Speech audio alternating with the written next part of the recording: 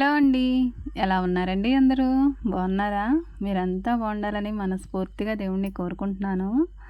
ఈరోజు ఈరోజే కాదండి 2 రోజుల నుంచయితే ఉదయం మొదలుపెట్టి సాయంత్రం, రాత్రి అనేది ఏమి తేడా లేకుండానే వర్షం కురుస్తుందండి.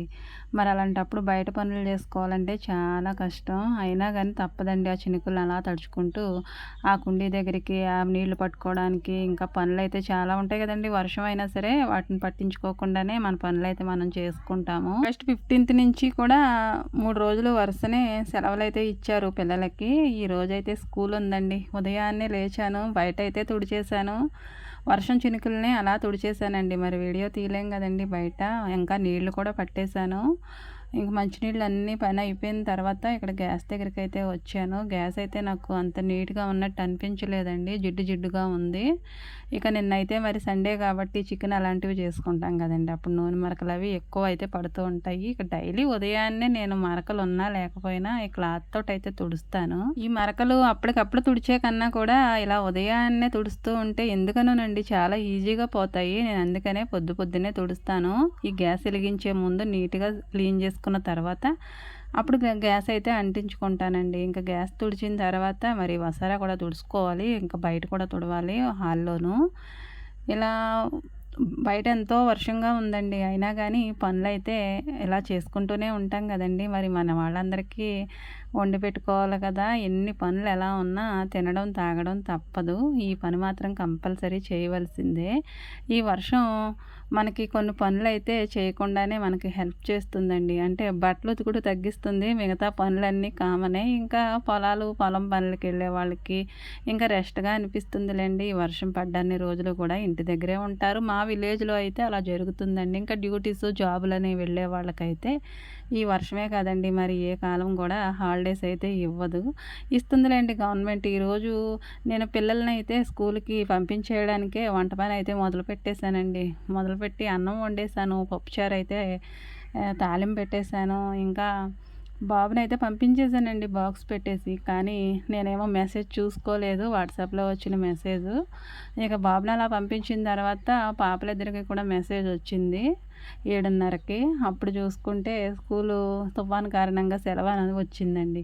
మరి ఈ పిల్లలకే హాలిడే ఉంటదో, లేదంటే జాబ్ చేసే వాళ్ళకి కూడా ఉంటుందో నాకు తెలీదు గానండి. పిల్లలకైతే మొత్తానికి హాలిడేస్ ఎప్పటికప్పుడే తుఫాను కారణంగా సెలవులైతే ఇస్తూనే ఉంటారు. మన గవర్నమెంట్ వాళ్ళు. వర్షం ఏకధాటిగా అలానే కురుస్తూ ఉంటే ఏ పని కూడా చేసుకోవాలనిపించదండి. కాలు బయట పెట్టాలంటేనే చాలా చిరాకుగా అనిపిస్తుంది. అయినా గానీ ఇక ఇంటి పనులు, వంట పనులు తప్పవనుకునే బయటికి వెళ్ళైతే పనులన్నీ కూడా చేసుకోవాలి.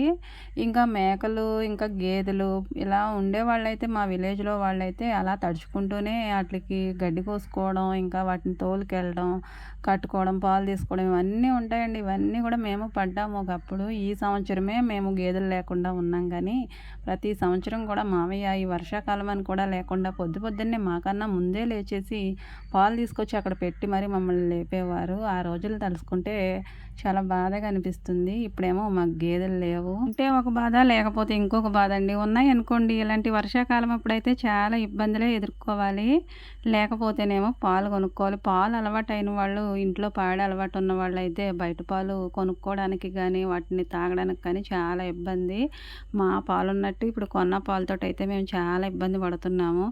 ఎందుకంటే మన ఇంట్లో పాలున్నట్టు బయట పోసేవాళ్ళు ఉండవు కదండీ! లేగడ పాలు పోసేస్తారు ఒక్కోసారి, ఆవు పాలు పోసేస్తారు. కానీ రేట్ అదే తీసేసుకుంటారు. చాలా బాధగా అనిపిస్తుంది. మేమైతే మంచి క్వాలిటీ పాలే పోసేవాళ్ళం. ఒక్క చుక్క నీళ్ళు కూడా కలపకుండా.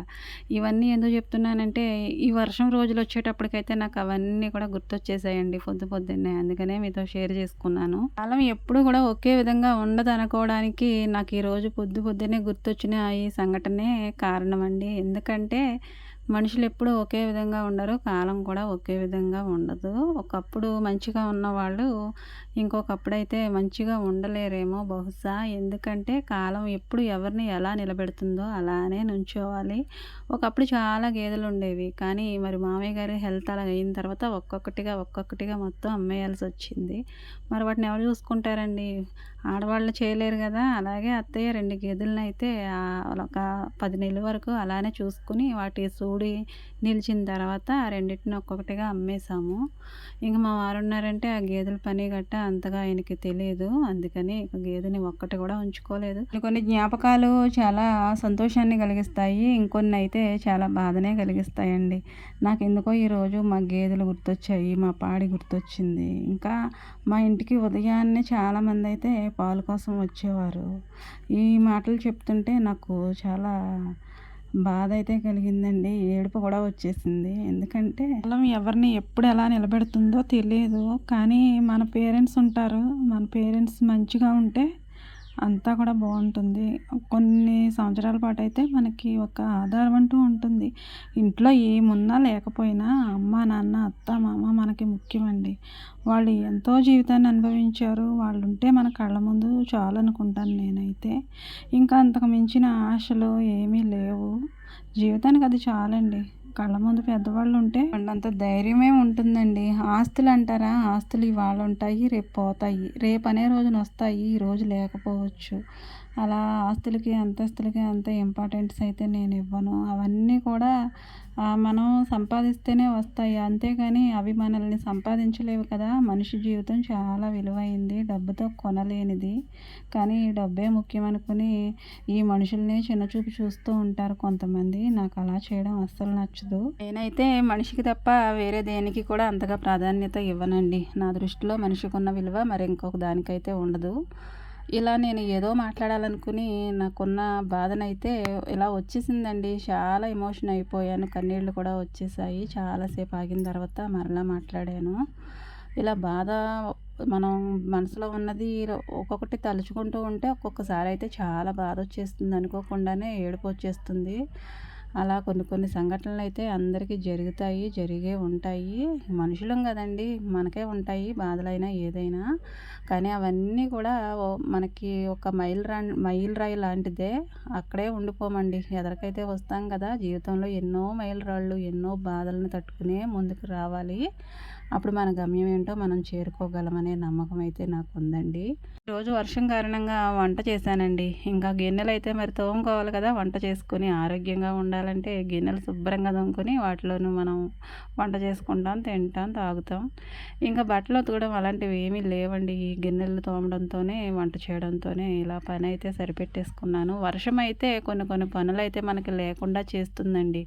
కానీ కొందరికైతే ఇది చాలా బాధనే కలిగిస్తుంది.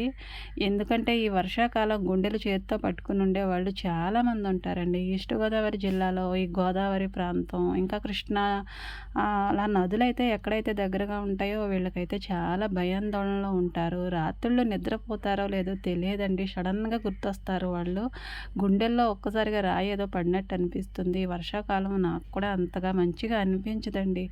మనం బాగానే ఉన్నాం కదా, ఇంకా మనకేంటిలే అనుకోవచ్చు. కానీ మరి ఎంతోమంది ప్రాణాలు అరిచేతిలో పెట్టుకుని అయితే బ్రతుకుతూ ఉంటారండి. ఈ వర్షం ఎప్పుడు తగ్గుద్దా, ఎప్పుడు తగ్గుద్దా అని తుఫాను హెచ్చరికలు ఇవి జారీ చేస్తూ ఉంటుంటే వార్తల్లోనూ ప్రాణం ఎటో వెళ్ళిపోతుందండి. భయాందోళనలకు గురవుతూ ఉంటాము. ఇంకా రైతులు అంటారా ఎంతో నష్టపోతారు. కురవవలసిన టైంలో కురవ్వు, వద్దనుకున్న టైంలో కురుస్తాయి. అతివృష్టి, అనావృష్టి ఇలా ఎన్నో ఇబ్బందులు రైతులు కూడా పడుతూనే ఉంటారు. ఇంకా ఉండడానికి నీడ కూడా లేని వాళ్ళకి చాలా ఇబ్బందే కలుగుతుందండి. వాళ్ళు ఎక్కడ తలదాచుకుంటారు? ఏ ఫుట్పాత్ల మీద ఎక్కడో దగ్గర అయితే పడుకుని ఉండేవాళ్ళు ఈ వర్షానికి, ఈ తడికి ఎక్కడుంటారో పాపం అనిపిస్తుంది. మా విలేజెస్లో అయితే కొంతమంది కనిపిస్తూ ఉంటారండి. సంచార జీవులుగా తిరుగుతూ ఉంటారు కదా! ఫ్యామిలీస్ తోటి సహా వచ్చేస్తారు. పిట్టల్ని వాటిని అమ్ముకుంటారు. ఇంకా వాళ్ళ దగ్గర చాలా రకాలు ఏవో ఉంటాయిలేండి. అవన్నీ అమ్ముకుంటూ ఊరూరా తిరిగేసి సాయంత్రం వాళ్ళు గూటుకొచ్చి వాళ్ళు చేరుతారు. వారి గూడు ఎలా ఉంటుందంటే ఒక గుడారం అండి. మొత్తం ఫ్యామిలీ అంతా అందులోనే ఉంటారు. అందులోనే వండుకుంటారు, అందులోనే తింటారు. ఈ వర్షం వచ్చినప్పుడు వారి కష్టం చూడాలండి. మా ఇంటికి దగ్గరలోనే టెంట్లు వేసుకుని ఉండేవారు. ఈ కరోనా వచ్చిన దగ్గర నుంచి వాళ్ళు కూడా ఎక్కడ కనిపించట్లేదు. మరి వాళ్ళు ఎక్కడ ఉంటున్నారో పాపం. అంటే వాళ్ళకి ఇల్లు ఉంటాయో లేవో నాకైతే తెలియదు కానండి. వాళ్ళ జీవితం ఏంటంటే సంచరిస్తూనే ఉంటారు. సంచార జీవులుగానే ఉంటారు.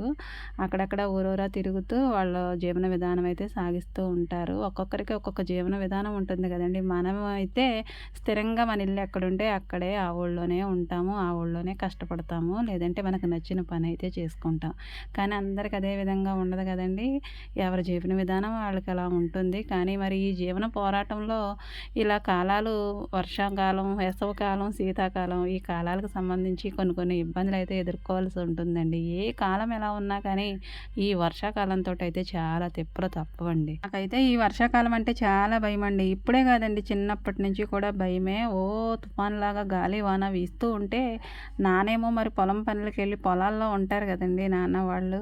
మధ్యాహ్నం, రాత్రి అలా కురుస్తూ ఉంటే నాన్న ఇంటి దగ్గర లేకపోతే నాన్న మీదకే వెళ్ళిపోయేది ధ్యాసంతా. నాన్నేం చేస్తున్నాడో, ఎప్పుడొస్తాడో ఏంటో అని.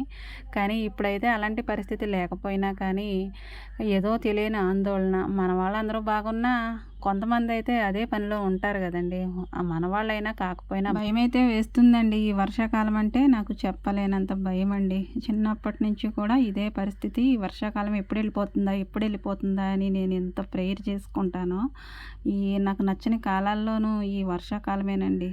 నేను ఎంతగానో ఈ కాలం వస్తే భయపడతాను, బాధపడతాను, ఆందోళన పడతాను. గుండెల్లోనైతే రైళ్ళే పరిగెట్టేస్తాయి నైటు కురుస్తున్న వర్షాలకైతే. అలా అనిపిస్తుంది. కానీ ఈ వర్షాకాలం చాలా మందికైతే ఎంజాయ్‌మెంట్‌లానే అనిపిస్తుందండి. బజ్జీలు వేడివేడిగా తినడం, వేడివేడి టీ తాగడం. నాకైతే అలా అనిపించదండి. ఈ వర్షం ఎప్పుడు తగ్గిపోతుందా అని ఒకటే ఆందోళన తప్ప. అందరి మనస్తత్వాలు ఒకే విధంగా ఉండవు గదండీ! ఈ వర్షాకాలం చాలా మందికి ఎంజాయ్‌మెంట్‌గాను, సంతోషంగాను అనిపిస్తుంది. కానీ కొందరికి మాత్రం చాలా బాధనే మిగులుస్తుందండి. అంటే ఎవరికి ఉండే సదుపాయాలను బట్టి వాళ్ళకి సంతోషం కలగొచ్చు. కానీ ఆ సదుపాయాలు, సౌకర్యాలు లేని వాళ్ళకైతే ఈ వర్షాకాలం ఒక నరకం లాగానే అనిపిస్తుందండి. కనీసం ఉండడానికి మంచి ఇల్లు, అంటే వర్షాలకి అలా ఇలా పడిపోయే ఇల్లు కాకుండా పర్వాలేదు, హాయిగా నిద్రపోవచ్చు అనుకునే ఇండ్లుంటే పర్వాలేదు. లేదంటే ఆ నరకమే వేరండి. కానీ ఈ వర్షం మరి మనం వద్దంటే మానేయదు కదండీ! కావాలన్నప్పుడు రాదు, ఆగిపోమన్నప్పుడు ఆగిపోదు. దాని ఇష్టం అన్నమాట. మన మీద దాని ప్రతాపం చూపిస్తూనే ఉంటుంది. దానికి ఎలా కావాలంటే అలాగా నరకం చూపిస్తుందండి. దీనికి బలైపోయే వాళ్ళు చాలామందే ఉంటారు. రైతులు, ఇంకా చిన్న చిన్న వ్యాపారాలండి, చిరు వ్యాపారాలు, బామ్మలు, తాతయ్యలు, ఇంకా రోడ్ల మీద, బళ్ళ మీద పెట్టుకొని అమ్ముకునే వాళ్ళందరికీ ఇబ్బందేనండి. పాపం వాళ్ళు అమ్ముకుంటేనే కానీ వాళ్ళకి ఆ రోజు గడవదు. అలాంటి వాళ్ళు చాలామందే ఉంటారు కదండీ, రోడ్ల మీద వ్యాపారాలు చేసుకునేవాళ్ళు. ఇలా ఈ వర్షానికి ఎంజాయ్ చేసేవాళ్ళు చాలామంది ఉంటారు. అందరికీ అంత సంతోషాన్ని అయితే ఇవ్వదండి ఈ వర్షం. కానీ అన్నీ ఉంటే భోగభాగ్యాలే. ఏమీ లేకపోతే మాత్రం ఈ వర్షంతో చాలా నరకమే చూడాలండి. కాలం ఎప్పుడూ ఒకే విధంగా ఉండదండి. ఒక్కొక్కసారి కాలం దాని పరిస్థితులను బట్టి మారుతూ ఉంటుంది. ప్రతిదానికి ఓర్చుకోగలిగే శక్తి అయితే దేవుడు మనిషికైతే ఇచ్చాడు. ఏ కాలంలో ఎలా ఉండాలో, ఎలా కవర్ చేసుకోవాలో అనేది అంతా కూడా మనిషికి తెలుసు. అంత జ్ఞానం అయితే దేవుడు మనిషికి ఇచ్చాడు. మనం ఎలా బ్రతకగలమో మనకు తెలిసినప్పుడు మనం ఈ కాలాలతోటి కాస్త ఇబ్బంది పడాలి తప్పదు. కానీ ప్రాణాపాయం వచ్చేంత వస్తే భయం అనిపిస్తుంది కదండీ! మనిషి తలుచుకుంటే ఏదైనా చేయగలడండి. కానీ ఈ కాలాన్ని మార్చగలిగే శక్తి మాత్రం మనిషికి లేదు. దానికి తగినట్టుగా ఒదిగిపోవడం తప్ప. వీడియో నచ్చితే లైక్ చేయండి. Thank you for watching.